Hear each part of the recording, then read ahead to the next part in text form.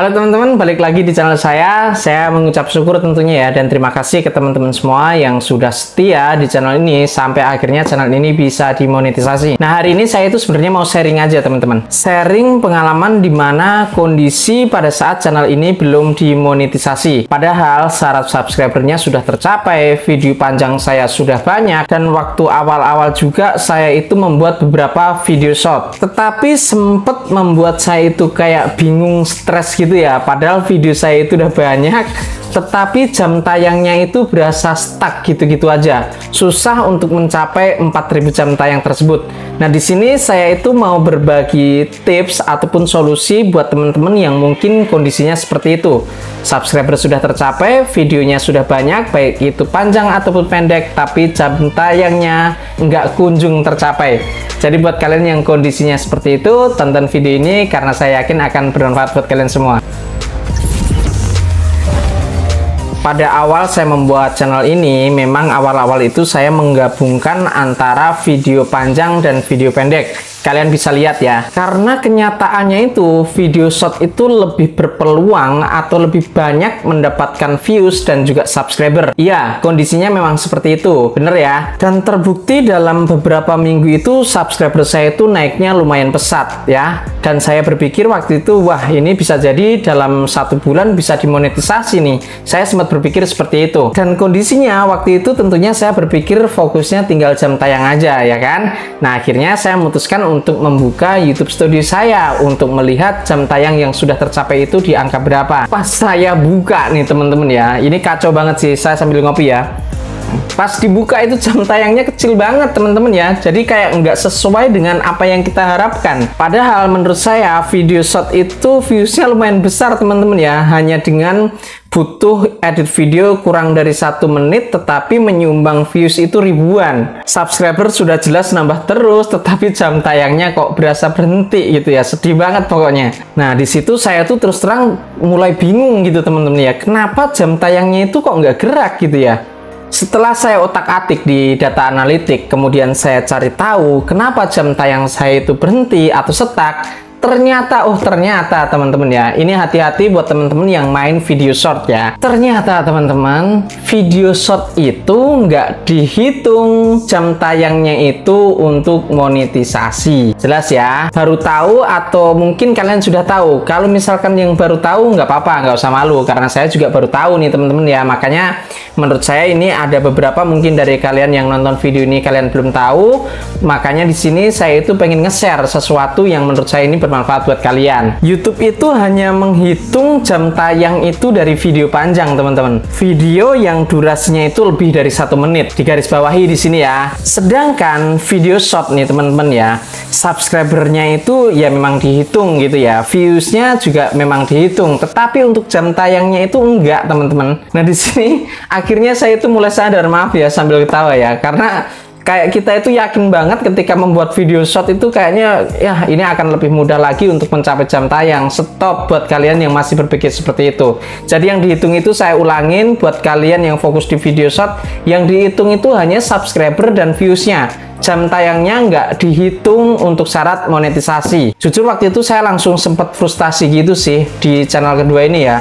Waktu itu sempat berpikir juga apakah saya harus berhenti membuat edukasi tentang YouTube ini, karena rasanya susah banget buat mencapai 4000 jam tayang tersebut. Tetapi pas malam-malam itu saya buka lagi komputer saya yang ada di hadapan saya ini, saya memutuskan untuk nggak menyerah dan saya pelajarin lagi sedikit-sedikit. Saya nontonin mungkin ya tutorial-tutorial yang menurut saya baik ataupun bagus buat saya konsumsi. Akhirnya di situ saya tidak nyerah. Kemudian ketemulah satu cara untuk meningkatkan jam tayang, yaitu dengan cara membuat video panjang yang durasinya itu lebih dari 10 menit sebanyak mungkin dan berkualitas tentunya, biar penonton-penonton saya itu puas dengan video panjang saya tanpa mengurangi tanpa mengurangi ketertarikan penonton pada saat nontonin video saya. Saya buat 2-4 video dengan durasi panjang full di atas 10 menit. Kemudian setelah 4 hari itu saya buka lagi yang namanya YouTube Studio untuk memastikan apakah ada pergerakan di jam tayang. Ternyata teman-teman ya, setelah video panjang itu berhasil saya upload selama 4 hari tidak putus tersebut, jam tayang saya itu naiknya pesat banget. Nah, dari situ saya langsung berpikir, langsung saya merubah strategi saya. Karena menurut saya cara itu berhasil, akhirnya saya itu membuat video panjang dengan rata-rata videonya itu kurang lebih 10 menitan ya. Teman-teman juga lihat ya. Tetapi teman-teman ya, tetapi ada kesulitan tentunya buat kita seorang YouTuber pemula untuk membuat video panjang dengan kualitas yang baik. Kualitas yang baik di sini adalah bagaimana cara kita supaya penonton yang nonton video kita dengan durasi panjang tersebut tidak bosan. Nah, di situ saya mulai mikir lagi, akhirnya ketemu beberapa strategi yang akan saya sampaikan ke kalian semua hari ini juga. Gimana caranya membuat video panjang dengan durasi lebih dari 10 menit, tetapi penonton kita nggak bosen. Yang pertama, teman-teman ya, ini pernah saya bahas juga di video-video saya sebelumnya. Yang pertama adalah openingnya atau hooksnya itu harus menjanjikan atau membuat penasaran penonton yang sudah masuk ke video kita. Setelah itu, kalian jangan membuat intro yang terlalu panjang atau lebay ya. Nah, keseringan untuk pemula itu suka membuat intro-intro yang lebay atau panjang, padahal itu nggak penting. Kemudian yang ketiga adalah isinya, teman-teman ya. Isinya itu jangan bertele-tele. Kalian langsung ke poin-poin aja. Kalian atur kata demi kata gimana caranya menarik perhatian penonton kalian, sehingga penonton itu pun nggak bosen nontonin video kalian dari yang namanya opening, isi, bahkan penutupnya. Seperti itu ya. Kemudian cara lain adalah kalian dengan menambahkan efek-efek transisi ataupun kalian memberikan tag ya visual pada saat ngomong seperti ini, keluar tulisan thread seperti ini. Itu juga salah satu cara kita untuk membantu penonton kita itu supaya nggak bosen di video panjang kita. Nah, kurang lebih seperti itu ya. Dengan cara-cara seperti itu, saya itu kurang lebih fokus 10 hari aja sih. Jam tayang saya akhirnya tercapai ya teman-teman. Kemarin itu saya share juga ke kalian.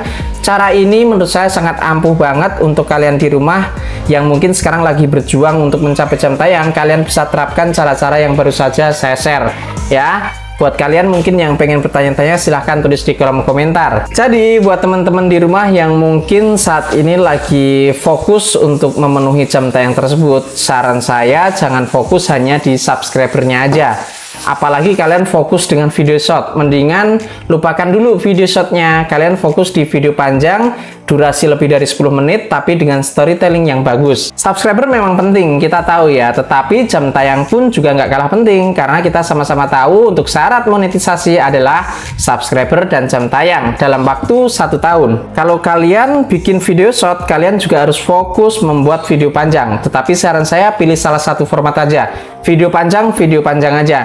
Karena yang akan memenuhi syarat 4000 jam tayang paling berpengaruh besar adalah video panjang. Saya ulangin sekali lagi ya, video short tidak dihitung. Jangan lupa kalian pelajari juga yang namanya retensi penonton. Dari sini kalian bisa melihat seberapa tertariknya penonton kalian itu pada video-video yang sudah kalian buat. Dan semoga pengalaman ini bisa bermanfaat buat kalian semua yang nontonin video saya sampai hari ini ya.